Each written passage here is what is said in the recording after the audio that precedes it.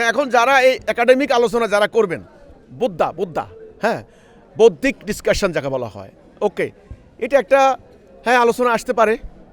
গণতন্ত্রের কথা যদি এই হয় যে মেজরিটি পার্সন ইজ গ্র্যান্টেড, ওকে, তাই যদি হয় তাহলে এখানে মেজরিটি পার্সনের সমর্থিত লোক কিন্তু আসলে পাওয়ারে যাবে না। এর নিয়মটাই এটা।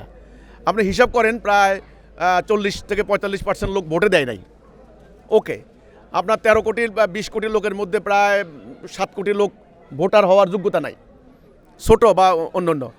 আর যারা ভোটার তাদের মধ্যে অর্ধেকের কাছাকাছি তারা যায় নাই।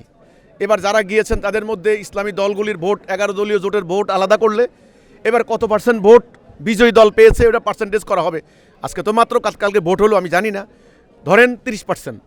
তো 30% ভোট পাইয়া যারা পাওয়ারে যাচ্ছেন, তাহলে সূত্র মোতাবেক মেজরিটি পার্সেন্টের শাসন হলো না, সেই ওই যে মানে কিছু লোকের সমর্থন, এই তাহলে অধিকাংশ লোকের সমর্থন হলো না। এখানে একটা গণতন্ত্রের ত্রুটি, বিচ্যুতি। এই জন্য আমরা বলেছি যে এই ব্যাপারগুলি আলোচনার সামনে আসবে।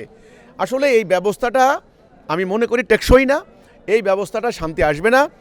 এগুলি শুনতে ভালো লাগে, গণতন্ত্র মানে আমাদের অধিকার, আমাদের শাসন ব্যবস্থা, পার্লামেন্টে যারা যাবেন আমাদের লোক, আসলে এটা কোনো কথা না।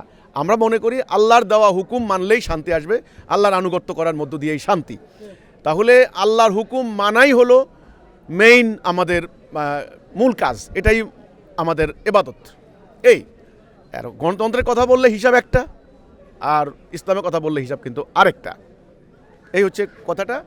তো এখানে আল্লাহ দেওয়া দিন ছাড়া শান্তি আসবে না, আমার হলো শেষ কথা, চূড়ান্ত কথা।